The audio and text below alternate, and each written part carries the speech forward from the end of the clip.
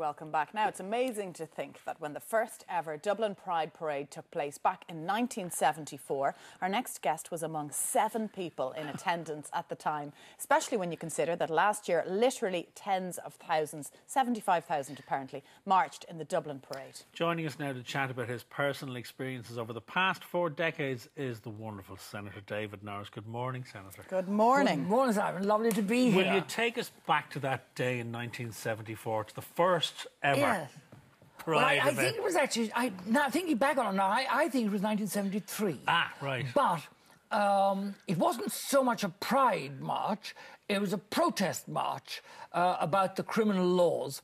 And we marched up Grafton Street, and there were 7 of us, and we demonstrated outside the Department of Justice. And we all had placards. I had one saying, "Homosexuals are revolting," which was a double entendre. Yes. And the 46A bus nearly went through the railings of Stephen's Green when the driver saw it. All the secretaries were out on the first floor, officers looking out with their eyes out on stalks. A lorry drew up, and the minister's new carpet was thrown out on the pavement. And the helper got out, and he took one look at us, and he returned back into the cab and said, "Jeez, Mick, weird." And Mick got out, lumbered out, and took one look at us and the placards and said, "What a bearer, I don't give a bollocks, a pig is a picket, mate." And he took up my placard and they walked around for half an hour with us, leaving the minister's carpet on the floor. And I thought that was a wonderful example of working class solidarity. So that was our first march. That was some introduction to Senator David Norris. We apologise for the colourful language for any of you who are at home, may have children in the room, but it was a little bit of creative licence there, I think. Oh, yes, yes. Well, I was just reporting what these working men said, and if I put it into a different accent or different words, it would have been unreal. But it's amazing the way that it's gone from a protest, you know, to a celebration. When you look at what the event is now, and even you know, you still attend it every year going in today. Yes. I mean, what does that do for your heart, Senator Norris? Well, it lifts it. It's wonderful, and it's wonderful to see the families and the children and everybody, the whole community. It's not just gay people, but there are also notes of sadness, you know. I mean, I think particularly of Anne-Louise Gilligan, who was one of the gentlest, most lovable women I've ever known, and she died in the last couple of weeks, and, you know, it must be a terrible blow to Catherine Zappone. Then, of course, there were people like Declan Flynn, who was murdered, and the people who murdered him were let off free. You know, John Roach, Charles Self, all these sort of people. And we have a wonderful country here. It is fantastic, and it's good to be gay. And one of the things I love, the real reward for the 50 years I've been involved in this, were about 6 weeks ago, I was walking over O'Connell Bridge, and I saw 2 lovely young men walking across, completely unconcerned, hand in hand. And I just thought, that's lovely. That is really lovely. That's because you've spent that time, Senator Norris, looking at people and feeling it yourself, a sense of shame or a sense of guilt. No, I never felt any shame or guilt. But there would have been gay people who certainly felt it. Who were, yes. And would have attended Pride as a march or as a celebration without necessarily family support or their friends or their loved ones rallying around them to celebrate the day. And Mary Robinson was on RTE the other night in a very interesting film made by Edmund Lynch. And she spoke about the time after decriminalisation where she invited leaders of the gay movement into Áras an Uachtaráin, and when she said, "Let's have a photograph," half of them disappeared. You know, they couldn't be seen in a photograph. Now we're good in Ireland, but look around the rest of the world. Look at the Islamic countries. Look at Africa. Look at Putin's Russia with Chechnya and so on.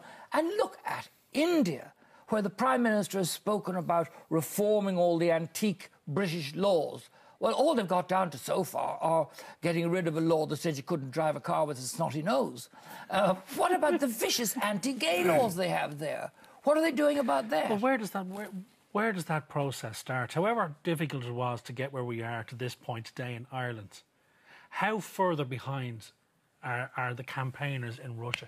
How did they start, Senator Norris? How did they get to that point? Well, they're extremely brave. They are? Extremely brave in Russia and Chechnya because they are routinely harassed, beaten and murdered by the police.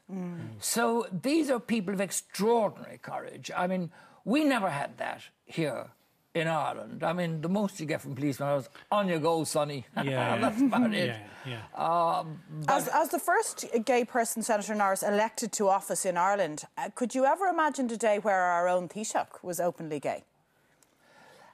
That is remarkable. Isn't it? And absolutely wonderful. I mean, I have no gaydar at all. I didn't know Leo was gay. But my gaydar is pretty hopeless as well, I have to say. Yeah, well, I'm dreadful. There's a nice fellow called Dominic Hannigan in the Senate who's sitting in front of me, very good looking. And I saw him down in the restaurant with a group of people. And I said, was that your family? He said, you what?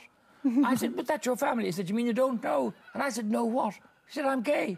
I'd been sitting behind him for a year, I didn't know that he was gay. But Leo...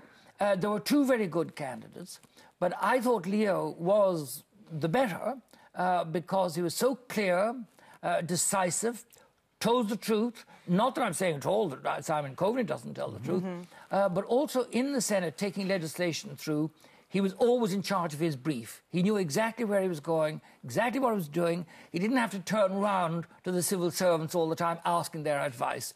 And that's a very good sign of a good minister. Certainly Can I talk to you, we were talking before we came on air about North Great George's Street. Yes, a wonderful street. It's a wonderful street. I mean, for a lot of people in Dublin, I've never been up to that end of town. They really should take a stroll up there and see what's up there. And your grandfather lived in it, didn't he? I had a personal... My oh, no, he was in the Dublin grandfather... Concert Band. Yeah, he founded one of the founding members of the Dublin Concert Band. And my Uncle Tom, actually, we buried him yesterday. It was his funeral yesterday. Dear. And my father, they were all members of the Dublin Concert Band. In fact, and we had them in North Great George's Street 2 Sundays ago, playing in the street for our Bloomsday party. Well, there you go. Well, they used to rehearse there every Sunday morning. They did. But I tell you, they were extraordinary. Yeah. Because the roof was off that building. Right, yeah. And the rain was coming right down. They were in the first floor drawing room. And they were blithely tootling away on their trombones and their oom-pa-pas and so on, ignoring the fact that their music was being turned into porridge by the rain. It's an incredible... It was one of my earliest memories of being brought in there by my father on Sunday mornings with my brother. Yes. And standing with the conductor and conducting this big band. It was incredible. Terrific. But I always had an attachment to North Great George. Yes, it is a lovely. marvellous But part that of the house city. was within 2 weeks of being demolished, and the rubble used as infill at the Poolbeg generating station, and I forced it out of Dublin Corporation. Isn't that because I incredible? found a connection between Joyce's Ulysses and the house, which was that the dancing master, McGuinney, Professor Dennis J. McGuinney, that was where he had his dancing studio in real life. And the corporation got it into their heads that Joyce was born in the house. So I, who believe that ignorance is the greatest form of pleasure, left them in their ignorance, got the house out of them, and over the years we raised several millions, and we've completely restored it. But that whole street is just... Yes. I mean, when I moved in 40 years ago... It's blooming, if you're part of that phrase. Yeah, when I moved in 40 years ago, it was largely in tenements, and several of the houses were falling down. A couple of them had actually been partially demolished. But we've completely restored it, and it's the only intact surviving 18th century street on the north side of Dublin. It's a real community, and we have the wonderful Cobalt Cafe. You do, presided over by the marvellously eccentric Eddie Kenny and his family. It's a little jewel in Dublin's crown. Terrific. I'm going to visit it. I'm sold. I'm sold. But the one thing you mustn't do is you mustn't go for a waiter. Because a woman did that a while ago. Who does that anywhere? Oh, you'd be surprised. This woman from South Dublin. Oh! Be careful, this lady's from South Dublin. Eddie picked up her plate and said, "Get out." And she said, "I demand to see the proprietor." He said, "I am the effing proprietor. Get out." So you're back to the Senate duties tomorrow, but what's happening today? Into town? Well, today is Gay Pride March. We've been dislodged. We're not allowed to go down O'Connell Street anymore, and that's because of this blasted Lewis, which is the biggest mistake in Dublin's history. They should have put in an underground. It's appalling what they're doing. It's a big mess. But we're going to have to reclaim O'Connell Street. It's just like if somebody said to Patrick Pearse in 1916, now forget about the GPO. Use Sandymount Post Office instead. Yeah. You know, it's absolute bloody nonsense. Listen, don't worry about the Lewis. It should be finished by 2050, I'd say. Well, if I had my way, it'd be finished tomorrow and got rid of. And put in an underground railway. Go off and enjoy the celebration, Senator Norris. And Lovely to see you. Thank you very much. It's lovely to see the rainbow flags here. And I believe there are rainbow biscuits. Rainbow cookies on the way. Wow. Rainbow Stay tuned. everything. Rainbow language as well, Happy Pride. which we do apologise for, by the way.